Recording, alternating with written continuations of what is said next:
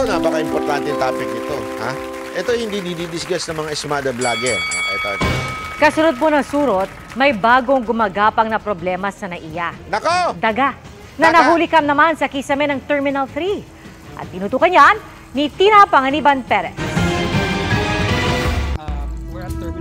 Excited si Curb na bumiyahe pa Singapore para manood ng concert ng international pop star na si Taylor Swift. Pero gumapang daw ang kilabot sa kanya matapos mag-viral ang mga post ng mga pasahero sa NAIA na pinapak na mga surot. Kung di kasi titingnang maigi, di agad mapapansin ang mga surot na sumisilip-silip na pala sa maliliit na Kadiri.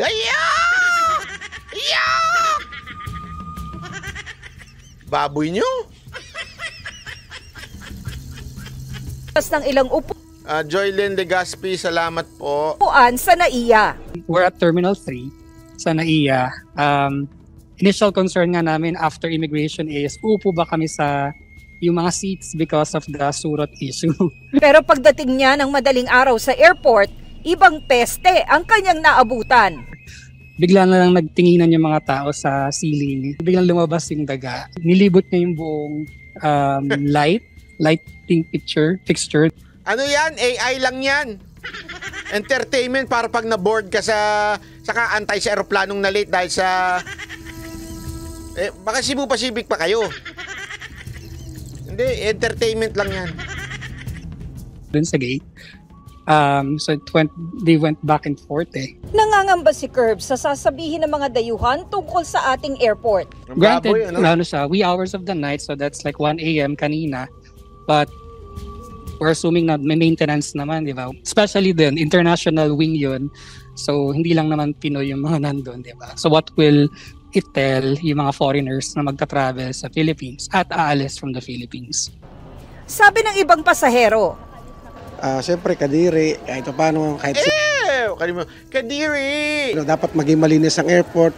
Spaces naman dito sana sa atin, maging maayos sana ang pagpapatakbo nila. Medyo hindi siya nakaka-proud as a Filipino kasi I think syempre, so. I believe isa tayo. I believe. Talagang parang pang pageant. Hindi siya nakaka-proud na bilin-bilino. I believe. Call center siguro. Kulang ka ng starter pack. Aside from sa headphone, kailangan may hawak-hawak kang Starbucks. Tapos, I believe. Ganon. Sa mga worst airport sa buong mundo. So, I think the government should take action. Yeah, I think so. I think. Kung anong pwedeng gawin, like, as in, I think the government should do this because yung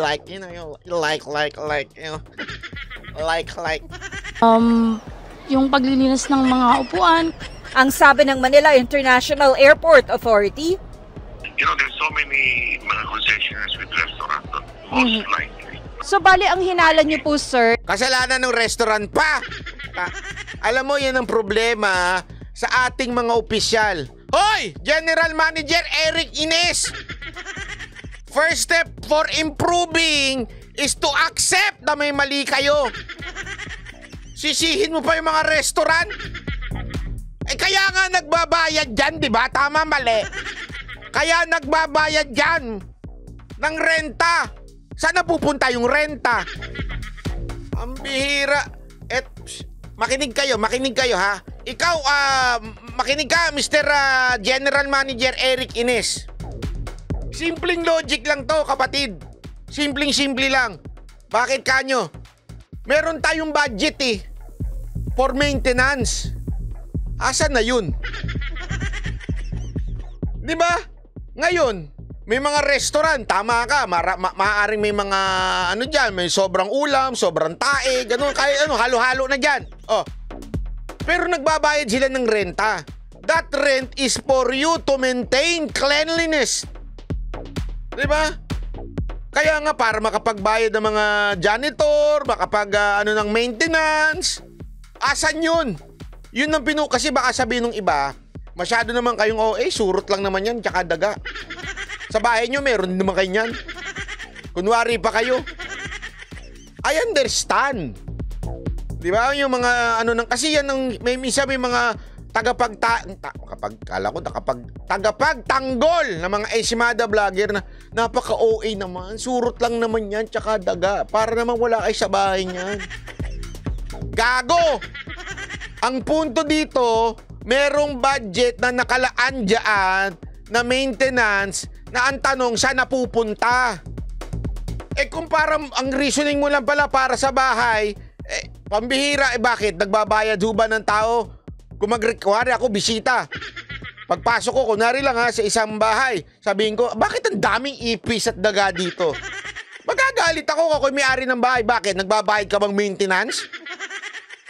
Nakikibisita ka na nga lang, nirereklamo ka pa. Tama, mali.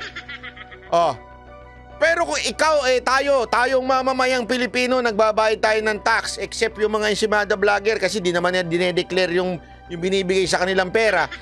So, hindi nila binabayaran ng tax. Diba? Tapos sasabihin ninyo, wala tayong karapatan, questionin yan? It could be from the concessionaires. Most likely. Matapos mag-viral ang video ng daga rito sa NAIA 3. Wala kang silbi, mag-resign ka na lang. Most likely. Hindi, alam mo, ako maiintindihan ko pa, Mr. GM, kung sasabihin mo, I'm sorry. We will do something about this. Yun, okay lang. Tanggap natin yan kasi, alam mo yun, lahat naman tayo nagkakamali, nagkukulang, okay lang. Hindi. Ang dating, sinisi mo pa restaurant. Tapos sasabihin mo, most likely, sila may kasalanan. Kaya walang asenso itong bahay na ito Kesa na aminin na may pagkakamali, magtuturo. Yun ang totoo. Agad iniutos ng Manila International Airport Authority sa mga taga-NAIA na inspeksyonin hindi lang itong Terminal 3, kundi lahat ng paliparan. Kanina nagsagawa na ng inspeksyon ng ilang opisyal ng MIAA at NAIA sa Terminal 3. Pinare-review rin daw ang mga kontrata sa pest control sa mga airport. Tiniyak naman ng MIAA na araw-araw nililinis ang NAIA. Every day, every non-peak. Parang hindi naman, halata.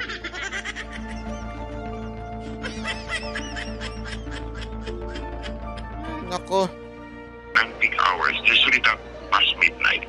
Naglagay na rin ng mga bagong gang chair sa terminal. Nauna nang tinanggal ng Manila International Airport Authority ang ilang upuan sa NAIA upang linisin at i-disinfect. Posible raw imported o nadala lang ng mga biyahero.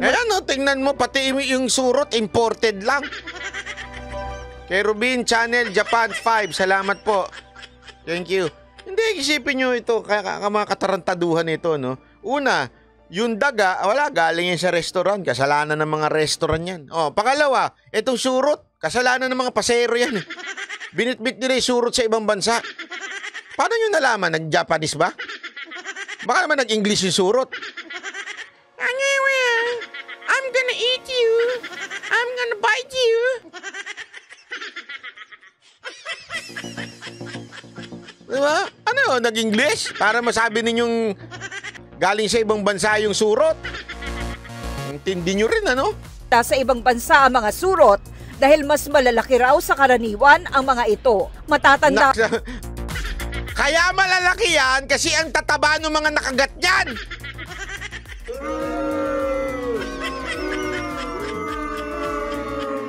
Hindi daw pangkaraniwan yung surot, malalaki kaya sa imported yung surot. Gago! Kaya matataba yan kasi marami nang nakaing dugo yan. Hindi, alam nyo ba na lumalaki kasi yan pagka mayroong mga parang yung garapata? Pag kumain ng dugo, lumalaki. Ang sarap kayang butasin nun, yung mga garapata sa aso. Tuwan-tuwa ako nun, nung may askal kami. Pag nakakakita ako, tuwan-tuwa, ginaganong-ganong ko pa. Lambot-lambot nun, di ba? Ginaganong-ganong ko pa yung... dirin-diri yung jowa ko nun jowa, ayok. Hindi kasi nung high school pa yun, nung di naman pala high school, college.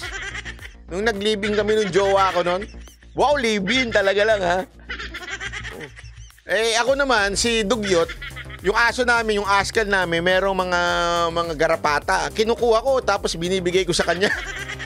Baboy! Oh yeah! Ganun-ganun, no? Yun, iniwan ako dahil sa garapata. Ayop. O, tapos, yung may garapatang ganun, diyan taba-taba, tapos tinutusok ko, biglang, push, gaganon yung dugo. Try nyo.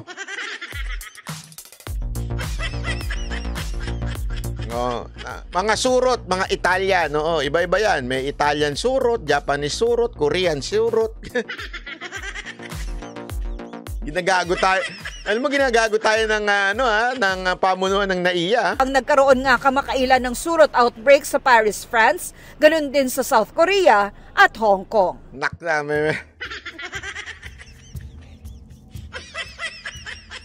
Nadamay pa pala tayo. Sa madaling salita, hindi pala tayo ligtas sa pandemya ng mga surot. Ang dahilan niya kasi may outbreak ng surot sa Korea, outbreak sa surot sa France.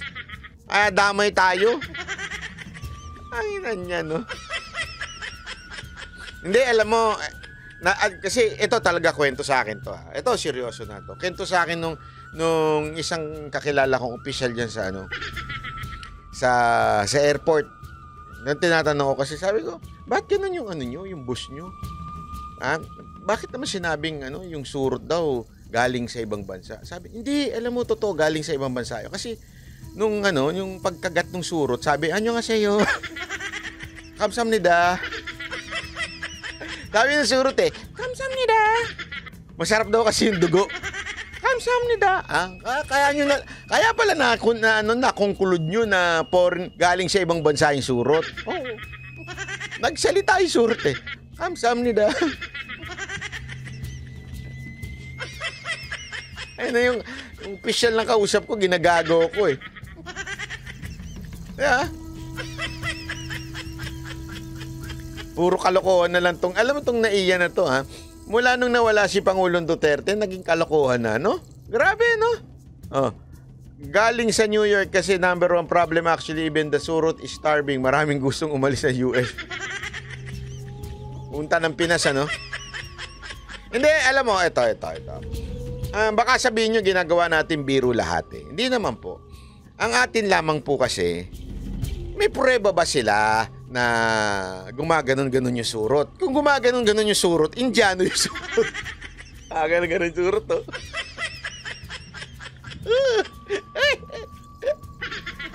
Namaste! Sabi yung surot. Wait na, seryoso na ako. Ninyo. Hindi, ito lang. Kahit pa galing sa ibang bansa yan, kahit galing pa sa isang outbreak yan, dapat po, handa tayo. Kaya nga tayo may budget for maintenance. Napunta na lahat sa ayuda? Yung budget nyo, wala na kayong pang maintenance? Wag ho natin gawing dahilan yun. Kasi napaka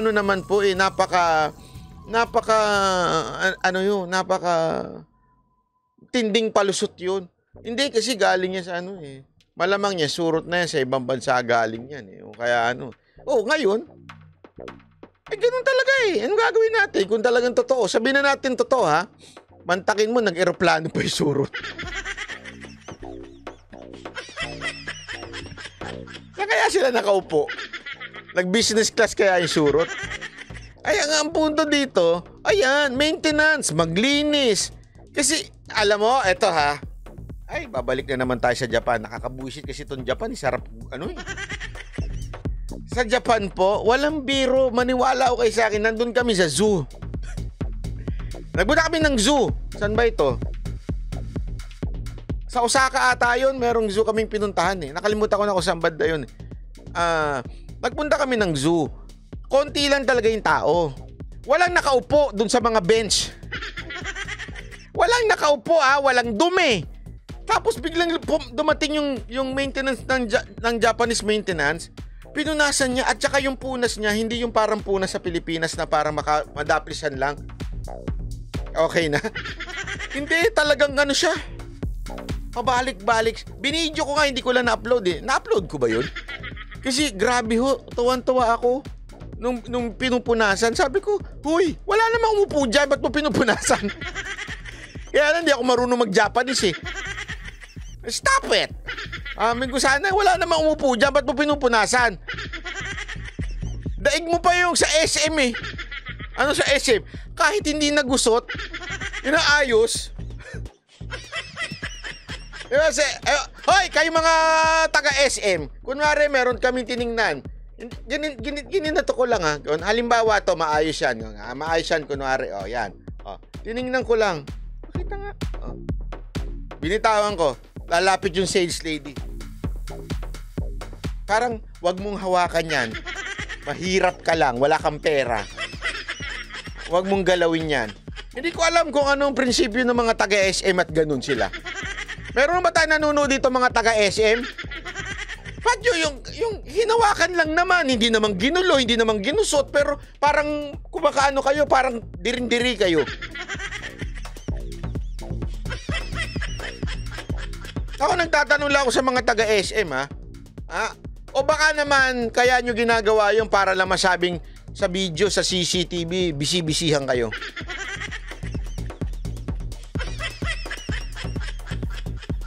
Tapos susundan ka pa. Nakakairita nga eh. Sa totoo lang, pag may gumagano sa akin, lalo kong ginugulo. Guguluhin ko muna dito. Tapos lilipat ako sa iba para hindi na siya makasunod. Maniwala ka eh. Minsan may topak din ako eh. Lalo na ginaganyan-ganyan ako. Maniwala kayo sa akin. Lalo kung tapos, hindi, alam mo ba't ko nakikwento yan? Kasi dire-relate ko lang sa Japan. Sa Japan, hindi naman yung pag nag-aayos ka. Sa Japan, yung linis, grabe ho. Mayat-maya, matatawa ka nga eh. Kasi even elevator, alam mo yung escalator. Yung hawakan, di ba? Yung mga matatanda doon, grabe maglinis ng hawakan. Although meron naman talagang pag-aaral na madumi yun, hawakan. Pero sa atin, may bubble gum na, may tae pa. Okay lang eh. Pero sa Japan, grabe yung punas at matatanda yung nagpupunas. So anong point ko? Simple lang. Nagbabayad po kami ng tax. Meron pa nga tayong terminal fee. Di ba? May airport tax pa. Hindi, eto nga, this is something very, very funny. Alam mo ba sa Pilipinas lang lintik na terminal fee na yan? Pati airport tax. Yung happy-happy ka na nakapag-check-in ka na. Nauna ka sa pila, check-in ka na. Tapos bigyan sasabihin sa'yo, sir, hindi pa po bayad tong airport tax.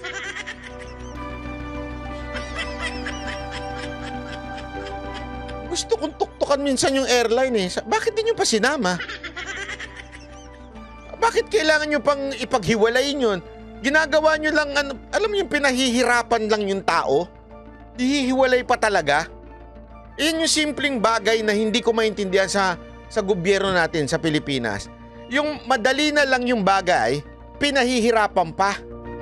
Diba? I think wala na yun. Sorry it was my mistake. I think wala na ata yung terminal fee. Hindi na ako nagbabayad ng terminal fee. Wala na ata. Nung panahon, nakalimutan ko kailan tinanggal yan. Yung airport tax pala. Yung airport tax talagang yan, nabibuisit ako dyan eh. Kasi, although you have the option of doing it sa online, kaya lang minsan kasi na-overlook mo na yun sa online eh. Diba? Lalo na pag ang dami mong finifill upan, minsan na-overlook mo na yung airport tax. Diba? Ay, travel tax pala ata yun. Travel tax. Sorry naman. Sorry naman, parang na rin yun. Pero ang punto ko lang dyan, bakit hindi ba padaliin? I mean, hindi ba pwedeng matik na? Isama na sa ticket? Sa total, di ba? Parang isipin nyo na lang. Kunwari, isipin nyo to ha. Kunwari, yung VAT.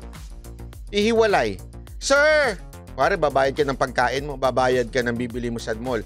Pagbayad mo, sir, pakibayaran mo na tong VAT doon sa kabilang counter. Parang gago.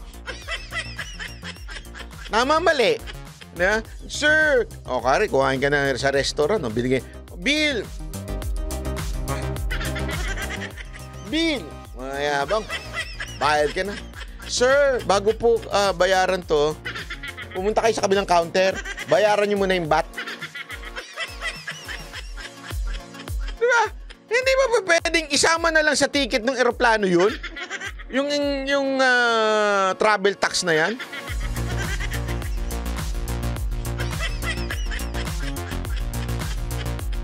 Hindi, so sana, sa akin lang po, kung may mga ganyan-ganyan, di ba, ibig ko lang sabihin, isa lang ho yan sa mga karagdagang bayad o tax. At the same time, eto yung mga airlines, nagbabayad naman po ng tax yan sa airport. Pati nga, ang alam ko dyan, kaya yung mga airlines nagmamadali, di ba? Dahil lumagpas ka lang ng konting oras, magpe-penalty ka sa airport. Kasi parang pinagagamit sa'yo pinapataxi lang sa'yo. Sabihin, parang pinapark lang sa'yo doon para pumick up ka. So, nagbabayad ka ngayon doon sa airport. Tama, mali. Pero magtataka ka, pag, alam mo yun, dapat, kaya ka nga nagbayad para pagandahin yung serbisyo. You're like renting You're like renting a terminal. But sa airport, sa pagdating sa aeroplano, airport ang tawag. So, para asan yung binabayad? Bakit? Saan napupunta? Bakit puro daga at saka ano dyan?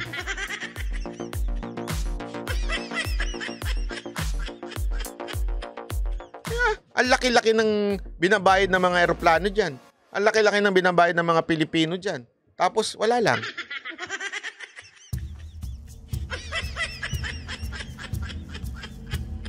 Yan, tama. Isa pa yan Sabi nito. Tapos, magbabayad ka, tas haharangin ng immigration, maghahanap na yearbook. Hindi ako. Ganito. Pag in-offload, dapat ibalik yung travel tax. Kasi, in-offload ka wala na. Scam na yun. Nandun na yun. Yung terminal fee, nasa ticket na, round trip. Oh, kaya naman palang gawin bakit yung travel tax hindi pa ilagay dun? That's my point! Di ba? That's my point. Bakit pa kayo... Kung meron na palang, kung totoo yung sinasabi ni, itong isang Bonateros dito, kung sinasabing yung terminal daw, nasa ticket na, bakit hindi isama pati yung travel tax para hindi na pabalik-balik? Nga, alam ko na para may ginagawa yung doon, yung mga empleyadong iba.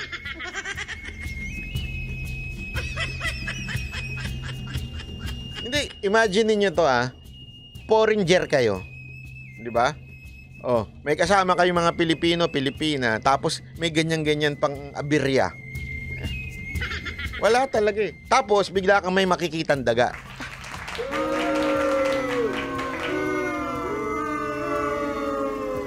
Pero ito ang matinding tanong dyan. Ano ang susunod? Kasi parang Disney, Disneyland yan Alam mo yung parada ng Disneyland? Di ba? Una, lalabas yung aso. Sino may aso doon? Si Snoop Dogg? Yan, Sino yung aso doon? Si Snoopy ba yun? Kalimutan ko ng pangalan ng aso doon. Tapos, susunod, ang lumabas si Mickey Mouse. Sino kaya ang susunod na lalabas? Ayun, si Goofy. Ayan. Susunod, ipis. Hindi. Kinain na ng daga yung ipis.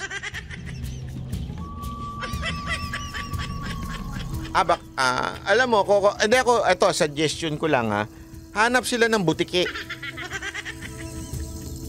Pakawalan nila sa airport para kainin yung mga ipis at saka yung mga surot. Kumakain ba ng surot ang butike? Yan yung mga butike, di ba? O kaya, focus sa kanila, mas maganda dyan, kumuha sila ng mga pusa. Diba? Pusa. Pakawalan nila para habang... Kasi, anyway, tinatamad naman siguro yung bayaran yung maintenance, hindi ko alam kung anong dahilan. Kung may pusa, yung pusa na maghahanap ng daga. Tuwan-tuwa pa yung mga foreigner, di ba? Bakit sasabihin nila, it's cute. Di nila alam kinain na yung daga. Ang cute. Tapos tapos ginagano. Magpapahalik pa sa pusa. Kinain na pala yung daga.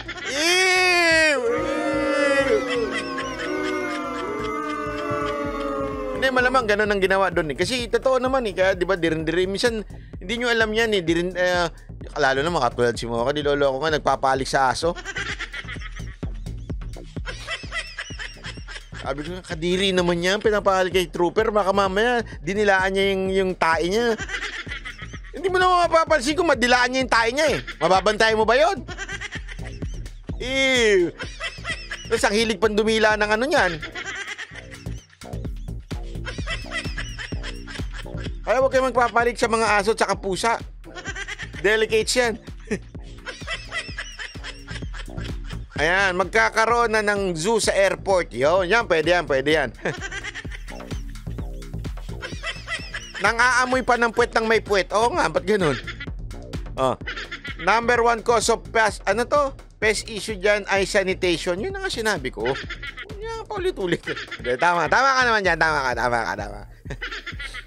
O kaya kumuha, kagat tenga at least ako nakagat. Siya ma-infection sa akin.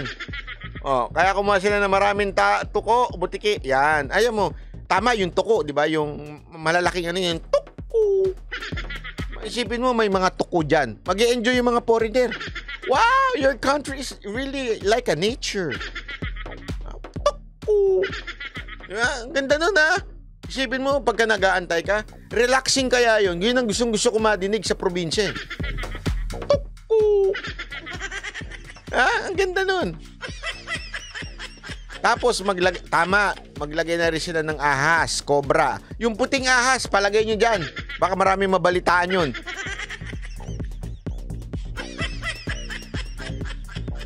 Hindi, maglagay sila ng kasi yung ahas, di ba, kumakain ng mga daga yun. Okay yun. Hindi, alam nyo, meron namang mga ahas na na walang venom, di ba? So yun na lang, pero kumakain ng daga, ganun. Tapos pagka ang mga ahas, palitan nyo naman ng iba, eagle, maglagay kayo dyan. Yung kumakain naman sa ahas. Tapos lahat na ilagay nyo dyan para magrambulan sila.